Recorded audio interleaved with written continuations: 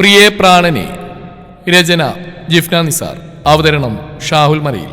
Editing Faisal C M Noonjeri. അവനായി താനൊരിക്കൽ കെണി. അത് പക്ഷെ താൻ വിചാരിച്ച പോലെയായില്ല അതിൻ്റെ റിസൾട്ട്. ആ കുരുക്കിനെ അവനായിട്ട് ഉപേക്ഷിച്ച് കളഞ്ഞാൽ അത് ചെയ്യാൻ ഇവനോട് ആവശ്യപ്പെട്ട മാധവ മാഷ് എന്ന തൻ്റെ അച്ഛൻ നാട്ടുകാർക്ക് മുന്നിലെ ഹീറോ പിന്നെ വെറും സീറോയായി മാറും. ചതി ചെയ്യുന്ന ആദിയോട് മാഷ് ഒരിക്കലും പിന്നെ പൊറുക്കില്ല. ഈ വീടിൻ്റെ പടി പോലും ആദിക്ക് പിന്നെ കയറാൻ അനുവാദം ഉണ്ടാവില്ല. അത് മതി, അങ്ങനെ ഒരു അവസരം മതി. താൻ അവന് കൂടെ നിൽക്കും, അവൻ തനിക്കൊപ്പം വരുന്നവരെയും. ദേവൻ കുടില നിറഞ്ഞ മനസ്സോടെ ആദിയെ നോക്കി. എനിക്കറിയാം, ഇവളെക്കുറിച്ച് ഈ നാട്ടിൽ ഞാൻ നന്നായിട്ട് അന്വേഷിച്ചതിന് ശേഷം നിന്റെ മുമ്പിൽ ഞാൻ നിൽക്കുന്നു. ഇവളാണ് നിന്നെ ചതിച്ചത്. അതിനുള്ള ശിക്ഷ നീയായിട്ട് തന്നെ വേണം ഇവൾക്ക് കൊടുക്കാൻ. ഇപ്പോ ഈ നിമിഷം ഇവളെ നീ അടിച്ചിറക്കണം, നിന്റെ ജീവിതത്തിൽ നിന്നും ഈ വീട്ടിൽ നിന്നും.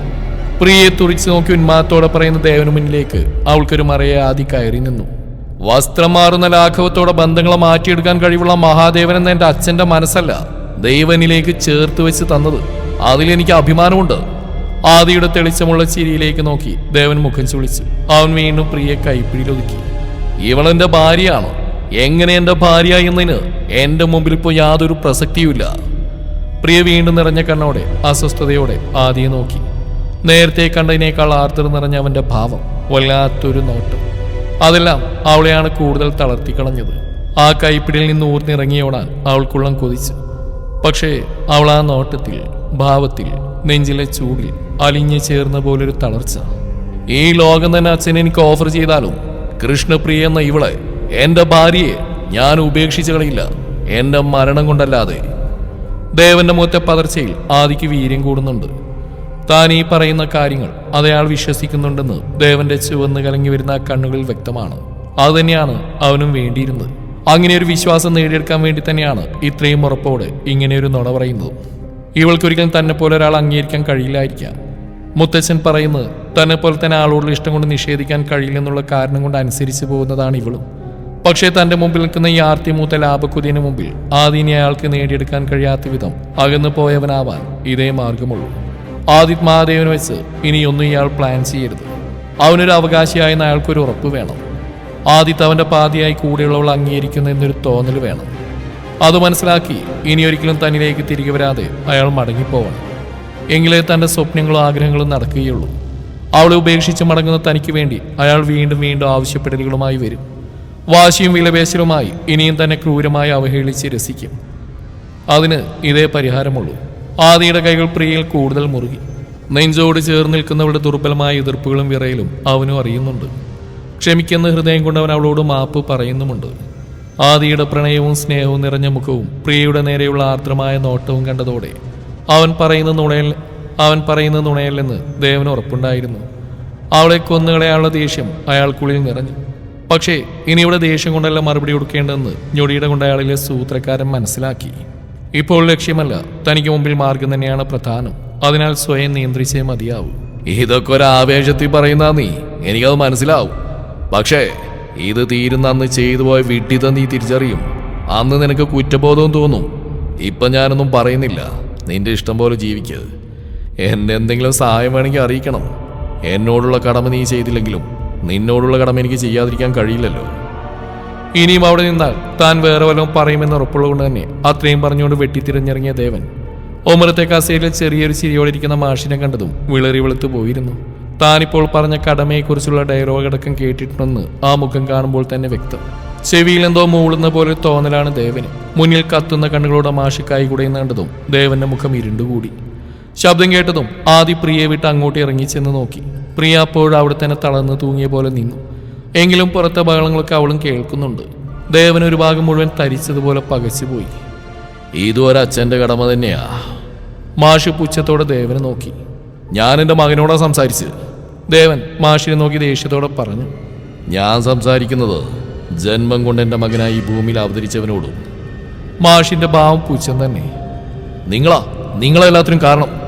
ദേവന്റെ മുഖത്ത് നിറയെ ദേഷ്യം തിങ്ങി. മാഷിയെ നോക്കി ദേവൻ ഉറക്കെ തന്നെ പറഞ്ഞു. അതുവരെയും അയാൾ സംഭരിച്ച ക്ഷമയെല്ലാം കൈവിട്ടുപോയതുപോലെയായിരുന്നു. ഞാനല്ല, നീയാ. നീ മാത്രം ഇതിനെല്ലാം കാരണം. മാഷിന്റെ വിരലുകളും ദേവന് നേരെ നീണ്ടു. അനീതികൾ ഒരുപാട് നീ എന്നോട് ചെയ്തിട്ടുണ്ട്, പറഞ്ഞിട്ടുമുണ്ട്. അന്നൊന്നും ഞാൻ നിന്നോടൊന്നും പറഞ്ഞിട്ടില്ല, ചെയ്തിട്ടുമില്ല. മരണക്കിടക്കയിൽ വെച്ച് എൻ്റെ ദേവകി എന്നോട് നിന്നെ കാണണമെന്ന് ആവശ്യപ്പെട്ടിട്ടും നിന്നെ എൻ്റെ കടമയായിട്ട് അത് അറിയിച്ചു എന്നതിനപ്പുറം അതിനുപോലും നിന്റെ മുന്നിലേക്ക് ഒരു അപേക്ഷയായിട്ട് ഞാൻ വന്നിട്ടില്ല. നീ അത് അർഹിക്കുന്നില്ല, അന്നും ഇന്നും. ഇപ്പോഴും വരാൻ ഉദ്ദേശിച്ചുമല്ല. പക്ഷേ അങ്ങേയറ്റം ദേഷ്യത്തോടെ മാഷി ദേവനെ നോക്കി. ഇനി എൻ്റെ കുട്ടികളുടെ നേരെ നീ വന്നാ അതുങ്ങളുടെ ജീവിതത്തിൽ നിന്റെ ഇടപെടൽ ഉണ്ടായ മാധവന്റെ വേറൊരു മുഖം കൂടി നീ കാണേണ്ടി വരും മഹാദേവ. ദേഷ്യത്തിന്റെയും വൈരാഗ്യത്തിന്റെയും കണക്കെടുപ്പ് നടത്തിയ ഞാൻ നിന്റെ അച്ഛനായിട്ട് വരും. ആ ഓർമ്മ വേണം നിനക്ക്. മാഷിന്റെ വാക്കുകൾക്ക് മുമ്പിൽ ദേവന് നിമിഷം വിറച്ചുപോയി. അയാൾക്ക് ഒരു ഉത്തരം കൊടുക്കാൻ കഴിഞ്ഞില്ല. അല്ലെങ്കിൽ അവിടെ മൗനമാണ് നല്ലതെന്ന് അയാൾക്ക് തോന്നി. പറയാൻ ന്യായങ്ങളൊന്നും തന്നെ ഇല്ല. അതിനേക്കാൾ മാഷിനോട് ഇടഞ്ഞു നിൽക്കുന്ന ആദിക്ക് തന്നെയുള്ള ദേഷ്യം കൂട്ടാനേ ഉപകരിക്കും. തന്നേക്കാൾ അവനിഷ്ടം മാഷിനെയാണെന്നുള്ള കാര്യത്തിൽ ദേവൻ അല്പം പോലും സംശയമില്ലായിരുന്നു. അതുകൊണ്ട് തന്നെ മാഷിനെ വിട്ട് ദേവൻ ആദിക്ക് നേരെ തിരിഞ്ഞു. ഇപ്പോഴുള്ള ഈ അപമാനവും ഞാൻ എൻ്റെ മകന് വേണ്ടി സഹിക്കുന്നതായിട്ട് കരുതിക്കൊള്ളാം. നീ നന്നായിട്ടിരിക്കുന്നതിനേക്കാൾ എനിക്ക് മുന്നിൽ ഇപ്പോൾ യാതൊരു പ്രസക്തിയുമില്ല. നേരത്തെ ഒരു ചിരിയോടെ ദുഃഖം മുഴുവൻ ഉള്ളിലൊതുക്കിയ ഭാവത്തിൽ അത് പറഞ്ഞുകൊണ്ട് ദേവൻ പെട്ടെന്ന് ഇറങ്ങിപ്പോയതും ആദ്യം ഒരു നെടുവീർപ്പോടെ അയാളുടെ കാർ ഗേറ്റ് കടന്നിറങ്ങിപ്പോകുന്ന നോക്കി നിന്നു. ശേഷം മാഷിനെ നോക്കിയിട്ട് അവൻ അകത്തേക്ക് കയറി. ഹാളിൽ ചുമരിൽ അപ്പോഴും തളർന്നു തൂങ്ങി നിൽക്കുന്ന പ്രിയ. അവളോടൊന്ന് സോറി പറയണമെന്നുണ്ടായിട്ടും അതിനുപോലും സാധിക്കാത്ത വിധം തളർന്നു പോയിരുന്ന അവനും. ഒന്നും മിണ്ടാതെ നോട്ടം പിൻവലിച്ചു പതിയെ മുഖം കുനിച്ചുകൊണ്ട് അകത്തേക്ക് കയറി പോകുന്നവനെ കണ്ടതും പ്രിയയുടെ കണ്ണുകൾ നിറഞ്ഞു പോയിരുന്നു. അവനോട് നിങ്ങളെ പിന്നിൽ നിന്ന് സഞ്ജുവിന്റെ ചോദ്യം കേട്ടതും പ്രിയ ഞെട്ടിത്തിരിഞ്ഞു നോക്കി. വരാന്തയിലെ തൂണിൽ ചാരി പുറത്തേക്ക് നോക്കി നിൽക്കുകയായിരുന്നു പ്രിയ. ഇവിടെ എന്ത് പറ്റി എല്ലാവർക്കും? മാഷ് ഉമ്മർത്ത് പ്രതിമ പോലെ ഇരിപ്പുണ്ടല്ലോ.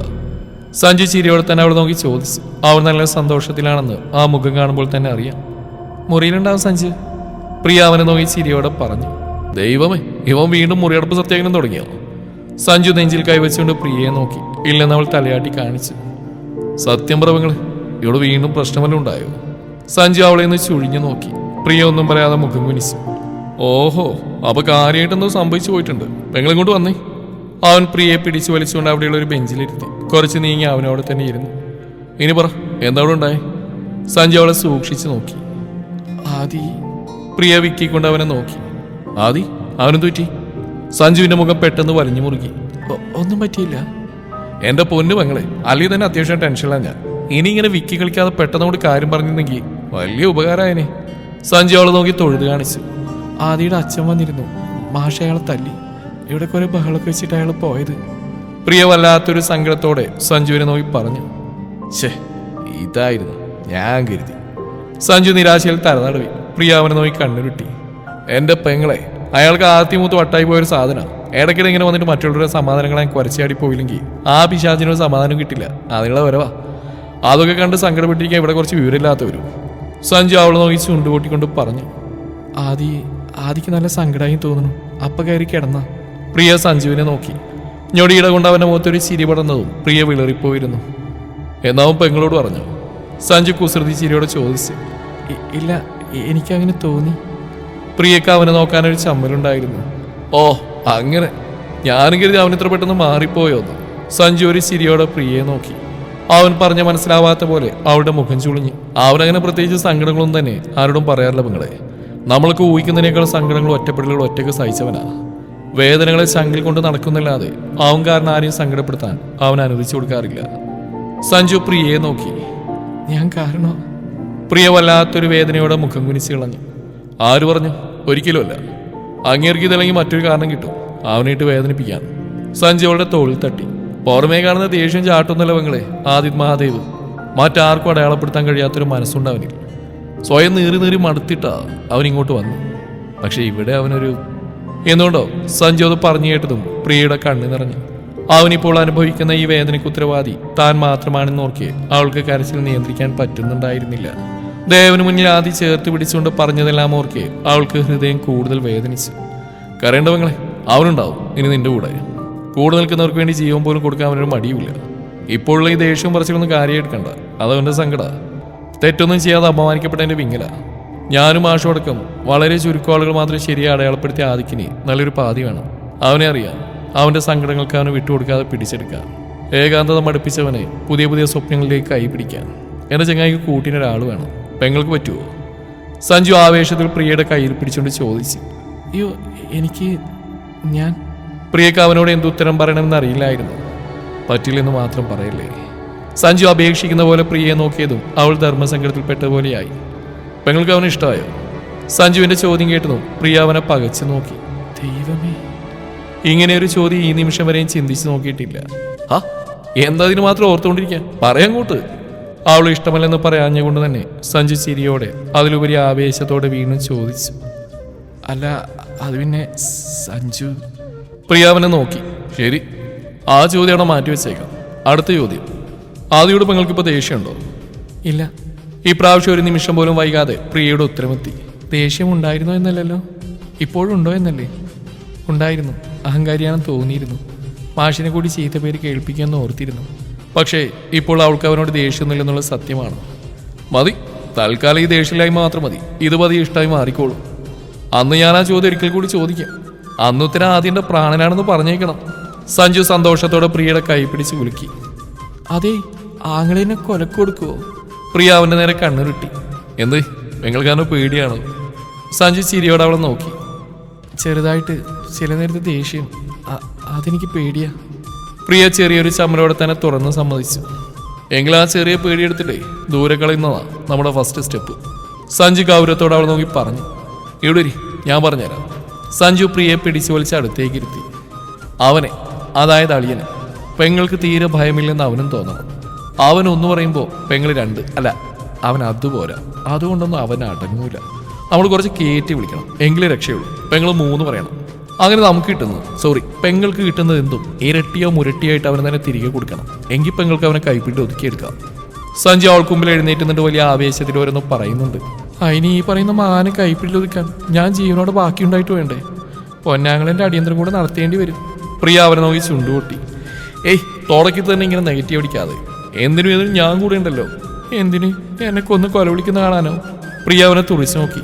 ചേച്ചേ, ഇങ്ങനെയൊന്നും പറഞ്ഞൂടെ പെങ്ങളെ? എന്നെ കണ്ട് പഠിച്ചുകൂടെ?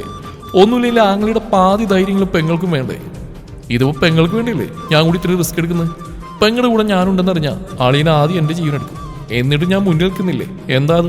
സ്നേഹം, വെറും പെങ്ങളോടുള്ള സ്നേഹം. സഞ്ജു കത്തി കയറുന്നുണ്ട്. എനിക്കൊരു സംശയം. പ്രിയ എഴുന്നേറ്റുകൊണ്ട് അവനെ തുറിച്ചു നോക്കി. ഹാ, സംശയോ? പറയങ്ങോട്ട്. അവനോട് അതേ നോട്ടത്തോടെ ചോദിച്ചു. ഇതിപ്പോ കൂട്ടുകാരന് വേണ്ടി എന്നെ ഇവിടുന്ന് പുകച്ചെങ്ങനെ ചാടിക്കാന്നുള്ള ഉദ്ദേശത്തിൽ പോലെയാണോ സഞ്ജു? അല്ല, ഇത്രയും ഉത്സാഹം കാണുമ്പോൾ എനിക്കങ്ങനെ തോന്നുക. പ്രിയ ചിരിയോടെയാണത് പറഞ്ഞത്. സഞ്ജു നടുവിന് കൈകുത്തി നിന്നിട്ട് അവള് വല്ലാത്തൊരു ഭാവത്തിൽ നോക്കി. ആണ്, അങ്ങനെ വല്ലതാണ് ഈ ആവേശത്തിന് പുറകിൽ? എങ്കിലും അത് വേണ്ട കേട്ടോ സഞ്ജു. ഇയാളുടെ കൂട്ടുകാരന് മറ്റൊരു സങ്കടമാവാൻ തൽക്കാലം ഞാൻ ഉദ്ദേശിച്ചിട്ടില്ല. വലിയൊരു അപമാനത്തിൽ നിന്ന് എന്നെ രക്ഷപ്പെടുത്തിയതിനൊപ്പം തന്നെ ആ മനുഷ്യനെ ഇന്ന് ഇത്രയും വേദനിക്കാനുള്ള കാരണവും ഞാൻ തന്നെയാണ്. അതൊരിക്കലും മറന്നുപോകില്ല. എന്ന് ഇറങ്ങിപ്പോകാൻ പറഞ്ഞാലും ഞാൻ റെഡിയാണെന്ന് കൂട്ടുകാരനോട് പറയണേ. ഇനി എനിക്ക് വേണ്ടി വേദനിക്കാൻ പാടില്ല. അത് വേണ്ട സഞ്ജു. അത്രയും മനസാക്ഷിയുള്ളവരാ മാഷിൻ്റെ കൊച്ചുമോനും. ഇനി ഞാനത് മിസ്യൂസ് ചെയ്യാൻ പാടില്ല.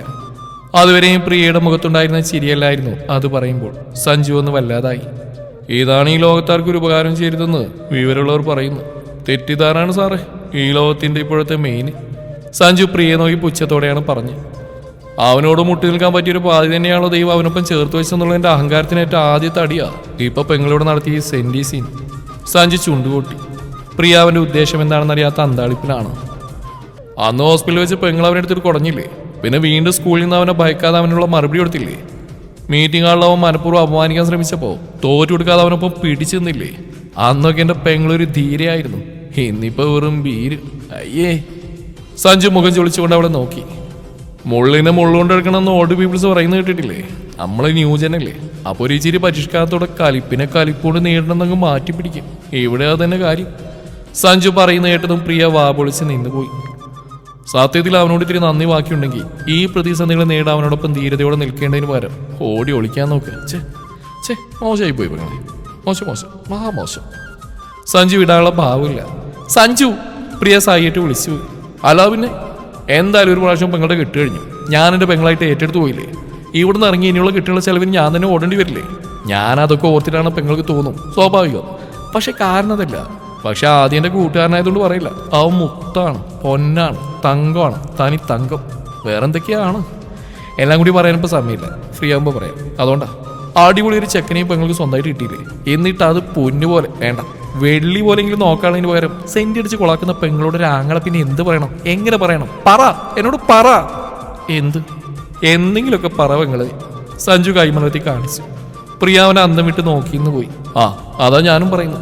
ഇന്നോ നാളെയോ പ്രിയ പ്രാണനെന്ന് വിളിച്ചുകൊണ്ടാവും പുറകെ വരുന്ന ചിന്തിക്കുന്നത് ശുദ്ധ മണ്ടത്തര. അതെനിക്കും അറിയാം.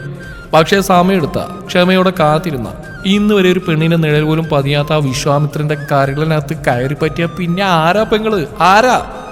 താടി കൈ കൊടുത്ത് കണ്ണുകൾ തുടർച്ചയും സഞ്ചി ചോദിക്കുന്ന കണ്ടതും പ്രിയക്ക് ചിരി വന്നു. അവൾ ചുണ്ടുകൾ കൂട്ടിപ്പിടിച്ച് നിന്നു. ആരാ? പ്രിയ അവൻ പറഞ്ഞ പോലെ തന്നെ തിരിച്ചു ചോദിച്ചു. ആ തമ്പുരാനറിയും, എനിക്കറിയാൻ പാടില്ല. അതവിടെ നിൽക്കട്ടെ, അതല്ലല്ലോ ഇപ്പൊ നമ്മുടെ വിഷയം. സഞ്ജയ് അവൾ നോക്കി ഇളിച്ചാണിച്ചുകൊണ്ട് പറഞ്ഞു. തുടക്കത്തിൽ സംഗതി കുറച്ച് സീന. അടിയും ചീത്തൊക്കെ ലോഡ് കണക്കിന് കിട്ടുന്ന ഉറപ്പിച്ചുകൊണ്ട് തന്നെ വേണം നമ്മൾ ഈ കളിക്കിറങ്ങാൻ. പറ്റിയില്ലേ ഒട്ടും അവന്റെ രീതികൾ ഉൾക്കൊള്ളാൻ പറ്റിയില്ലെങ്കിൽ പെങ്ങൾക്ക് ഇറങ്ങിപ്പോകാനുള്ള സഹായവും ഈ ആങ്ങൾ തന്നെ ഈ നിമിഷം ഓഫർ ചെയ്യുന്നു. ഇത് സത്യം സത്യം സത്യം. സഞ്ജു തന്നെ പ്രിയയുടെ കൈ വലിച്ചെടുത്തുകൊണ്ട് അത് നിവർത്തി അവന്റെ കൈ അവളുടെ കയ്യിലേക്ക് ചേർത്ത് വെച്ചുകൊണ്ട് അൽപ്പുറക്കെ തന്നെ പറഞ്ഞു. സഞ്ജു ഞാൻ പ്രിയ എന്തോ പറയാൻ വന്ന് അവൻ കൈ ഉയർത്തി തടഞ്ഞു. നോ സിസ്റ്റർ, നീയോ ആദ്യം നിങ്ങളാകുന്നവരെയും ഇനി ഞാനോ നീയോ അല്ല, നമ്മളാണ് ശ്രമിക്കുന്നത്. എന്ത് കിട്ടിയാലും നമ്മൾ ഡിവൈഡ് ചെയ്യണം. അതടിയാവും, ചീത്തയാവും, തെറിയാവും, മറ്റെന്തുമാവും. ചിലപ്പോൾ കുത്തിന് പിടിച്ച് വെളിയിൽ തളരുമാവും, ചിലപ്പോൾ കരണം പുകച്ച അടിയുമായിരിക്കും. എന്നാലും നമ്മൾ തളരരുത് രാമൻകുട്ടി, തളരരുത്. ഒടുവിൽ അവൻ സ്നേഹിച്ചു തുടങ്ങുമ്പോൾ അത് വേണമെങ്കിൽ പെങ്ങൾ ഒറ്റയ്ക്കെടുത്തു. എനിക്ക് ഷെയർ വേണ്ട, പെങ്ങൾക്ക് മാത്രം മതി. സഞ്ജു വിശാല മനസ്കനായി. പ്രിയ എന്ത് പറയണമെന്നോ ചെയ്യണമെന്നോ അറിയാതെ അതേ നിൽപ്പ് തന്നെയായിരുന്നു. അപ്പോ ഇന്ന് മുതൽ നമ്മൾ നമ്മുടെ മിഷൻ സ്റ്റാർട്ട് ചെയ്യുന്നു. ഇങ്ങനെ അന്തം വിട്ട് കാളി എന്റെ മുറിയിലോട്ട് ചെല്ലുവണ്ണേ. പോകുമ്പോ വെറും കൈയോടെ വേണ്ട, ഒരു വഴിക്ക് പോകണല്ലേ. ചിരി ജ്യൂസോ കോഫിയോ കാപ്പിയോ ഒക്കെ ഉണ്ടായിക്കോട്ടെ. ഒരലങ്കാരത്തിന് കൊണ്ടുപോയി കൊടുത്തിട്ട് ഒരു കയ്യകലത്തിൽ നിന്നിട്ട്. അതെ, ഈ ആഗ്രഹം ഇനി വരുന്ന കുറച്ച് ദിവസങ്ങളിൽ മസ്റ്റാണ് കേട്ടോ, അത് മറക്കരുത്. ഇല്ല ചിലപ്പോൾ മോതിന്റെ ഷേപ്പ് പിന്നെ എന്നെ കുറ്റം പറയരുത്. സഞ്ജു ഓർമ്മിപ്പിച്ചു. അവനോട് പോയി വല്ലതും മിണ്ടണം. ഇപ്പൊ ഒരു ഒലക്കമ്മല മുകളിൽ നിൽക്കുന്നവനെ പെങ്ങളുടെ ആ ചൊറിച്ചില് സ്വഭാവം എടുത്തിട്ട് മാന്തി പൊളിക്കാനുള്ള അവസരം കൊടുക്കാത്ത ഒരു മയത്തില് കാര്യങ്ങൾ ചോദിക്കണം, പറയണം. അങ്ങനെ പതിയെ. ദൈവമേ, ഇവനെന്നെ കൊലക്കൊടുക്കാനുള്ള പ്ലാൻ തന്നെ. പ്രിയ നെഞ്ചിൽ കൈവച്ച് സഞ്ജുവിനെ നോക്കി.